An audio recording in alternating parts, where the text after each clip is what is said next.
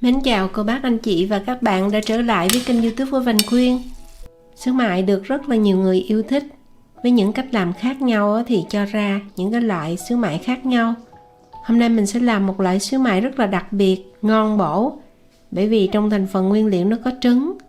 Với cách làm sốt cà, đậm đà hương vị, sốt nó có độ sánh kẹo và mình múc lên múc xuống cũng không bị chảy nước. Phần thịt thì mềm xốp và nó có độ dai nhẹ, không có bị sát hay là không bị cứng, không bị xảm, không bị bở nát. Và cách làm như thế nào thì Vành Khuyên mời cô bác anh chị và các bạn coi đến cuối video để có món ăn hoàn chỉnh. Xứ mại mình ăn bún, ăn cơm, bánh mì hoặc là ăn mì hay là nuôi đều rất ngon. Bây giờ mình sẽ cùng bắt đầu.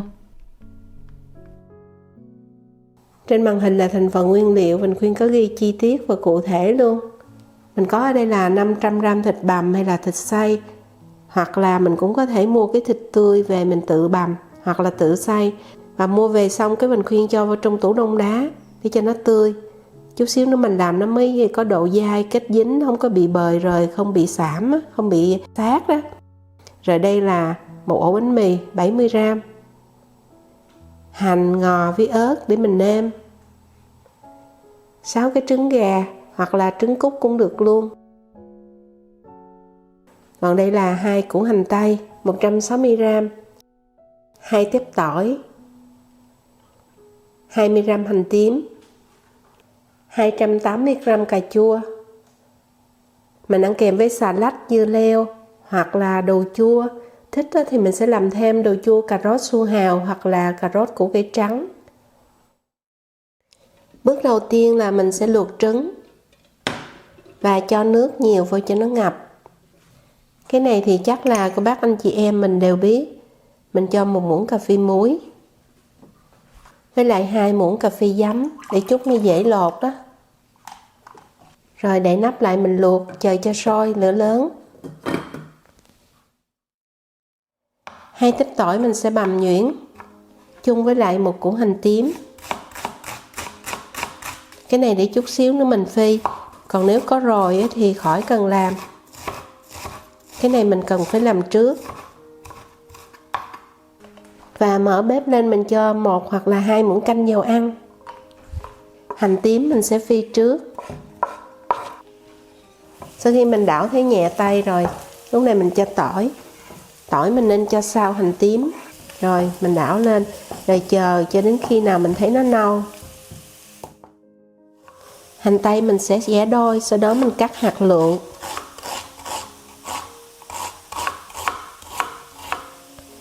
Nhớ cắt cho thiệt nhỏ.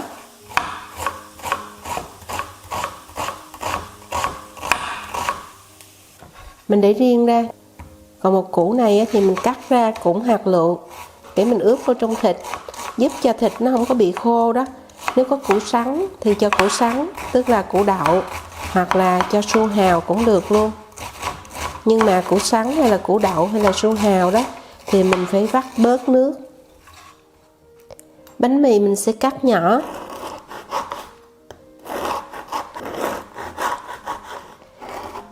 Nếu không có bánh mì này thì làm bánh mì sandwich cũng được.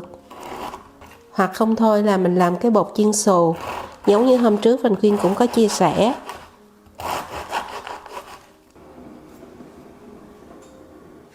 Xong rồi mình cho hết ra tô. Sữa tươi không đường hoặc là nước cũng được, mình cho vào đây 30ml, tùy theo cái độ khô của bánh mì. Rồi mình trộn đều lại, để khoảng 2-3 phút cho nó mềm. Củ hành mình cho vào trong bánh mì luôn. Và mình trộn đều lên. Đây là 500g thịt xay nè. Mình Khuyên đã để vào trong tủ đông, bây giờ nó đông xốp xốp lại đó. Rồi cho hết bánh mì với lại hành vô luôn. Mình nêm vào đây là 2 muỗng cà phê đường, 2 muỗng cà phê bột nêm múc đầy đầy luôn. Với lại đây là 1/8 muỗng cà phê muối, 1 muỗng cà phê nước mắm, với lại tiêu xay. Cái này mình đừng có nêm mặn bởi vì chút nữa mình còn làm sốt nữa. tỏi phi, hành phi. Lúc nãy nó nguội rồi đó, mình cho vô lúc nguội thì cái thịt nó mới có giữ được độ dai.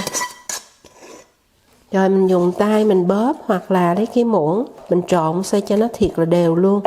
Bóp càng nhiều thì nó càng có độ kết dính. Hoặc không thôi là mình cũng có thể cho vô trong cái bao ni lông đó, mình nhồi nó, cho mấy quết cũng được luôn. Miễn sao là cho nó kết dính lại. Nhớ bóp càng lâu càng tốt. Hoặc là mình đập, cầm lên xong mình đập mạnh xuống, nó sẽ có độ dai.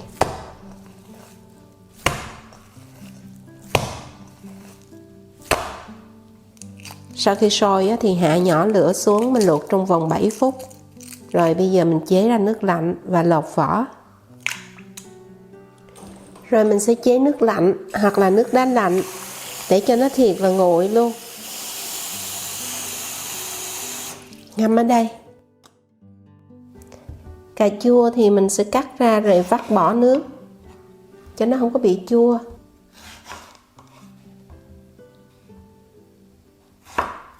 Rồi sau đó mình cắt nhuyễn thiệt là nhuyễn luôn để chút mình làm sốt cà. Cái ớt này mình cắt ra để chút nữa ăn kèm trang trí. Hành lá một số thì mình cắt khoảng 2 cm.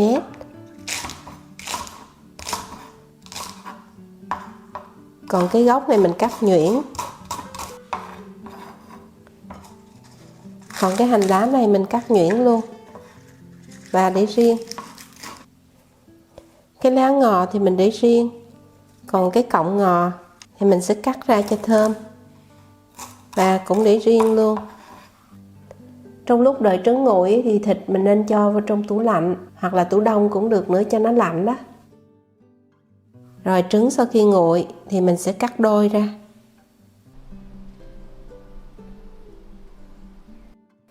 Tiếp theo mình sẽ nấu một nồi nước để mình hấp và sẽ cho vô dĩa để mình giữ cái nước lại đó.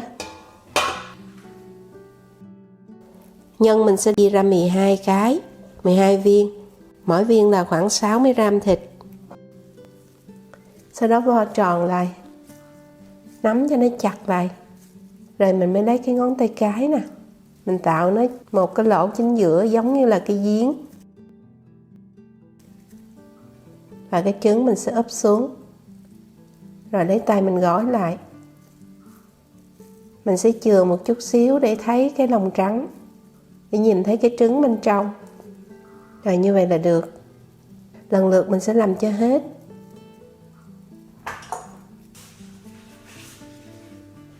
Rồi ớt mình sẽ cho chính giữa.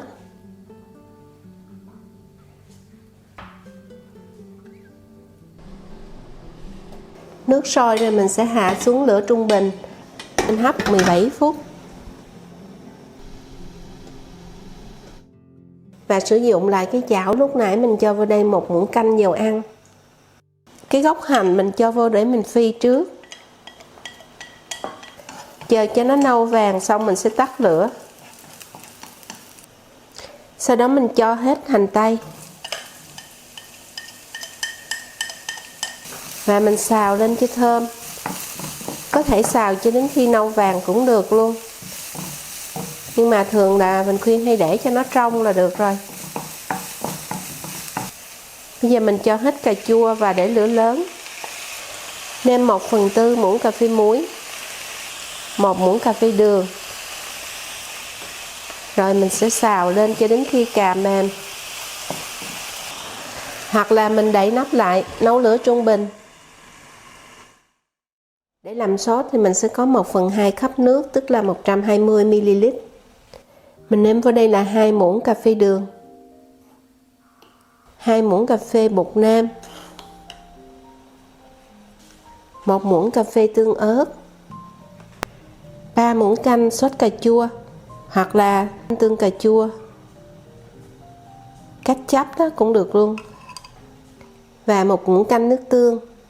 Mình không có cho nước mắm bởi vì cho nước mắm nó bị chua dữ lắm. Rồi quậy lên xong mình sẽ nếm tùy theo khẩu vị gia đình.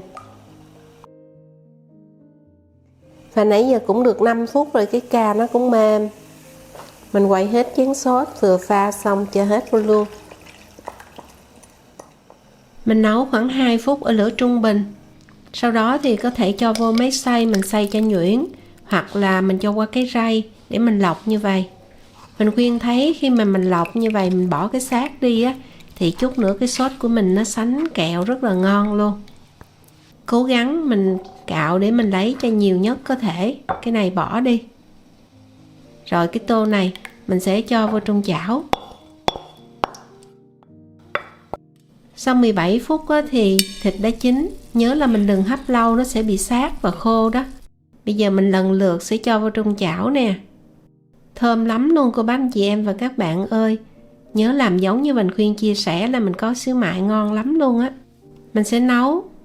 Cái nước sốt này mình đừng bỏ đi và mình cho ra tô. Cho vào đây khoảng 2 cho đến 2 muỗng cà phê rưỡi tinh bột bắp hoặc là tinh bột khoai tây, tinh bột năng cũng được. Sau đó mình trộn cho nó đều. Cho đến khi nào mình thấy nó không có còn bột trắng nữa đó, thì lúc này mình sẽ cho vô. Mình khuyên sẽ nấu ở lửa trung bình.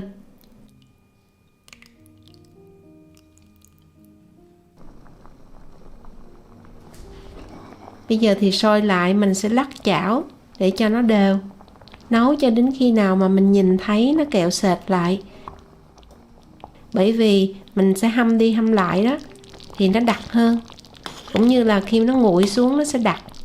Mình thử ra chỉ cần mình nấu sôi 2 phút là được. Nó là như vậy. Nếu mà mình nấu không có kỹ á, thì mình múc đi múc tới múc lui nó sẽ bị ra nước. Do đó mình nấu kỹ một chút xíu. Bây giờ thì rắc hành lên và ngò rí. Như vậy là mình đã xong món xíu mại trứng thiệt ngon luôn. Nước sốt thì đậm đà hương vị thơm thiệt thơm. Nó có cái độ sánh kẹo như vậy.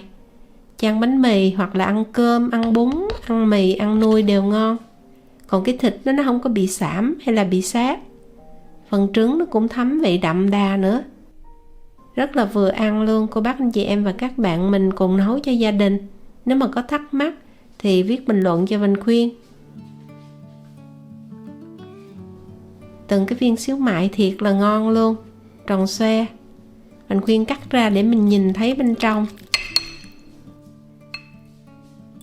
Thịt nó mềm nhưng mà nó vẫn có độ dai, không có bị bở nát, nhưng mà nó xốp mềm, nó không có bị cứng, không có bị khô. Trứng nó dính vô trong thịt là như vậy.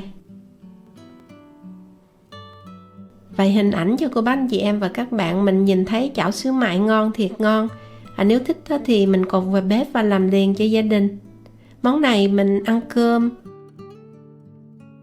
Và mình khuyên cũng nhồi bánh mì luôn. Một viên như vậy là cho một ổ bánh mì. Mình sắn ra mình thấy nó có cái độ dai nhẹ, mềm. Hành, ngò, dưa leo, đồ chua mình cho lên và chan sốt lên. Đó, cái sốt nó ngon quá chừng nè. Nó sệt sệt vừa phải luôn. Mình cho thêm xíu nước tương nữa. Những ổ bánh mì của Vành Khuyên ngon ghê chưa? Mình chúc cô bác anh chị và các bạn cùng gia đình mình có thêm một món xíu mại trứng thiệt ngon luôn. Nếu thích video Vành Khuyên chia sẻ thì bấm like, chia sẻ cho nhiều người cùng xem. Và đón xem video vào các ngày thứ 3, thứ 6 và thỉnh thoảng thứ 5, chủ nhật hàng tuần Vành Khuyên có thời gian sẽ chia sẻ nhiều hơn. Bây giờ xin chào tạm biệt và hẹn gặp lại ở video kỳ tới.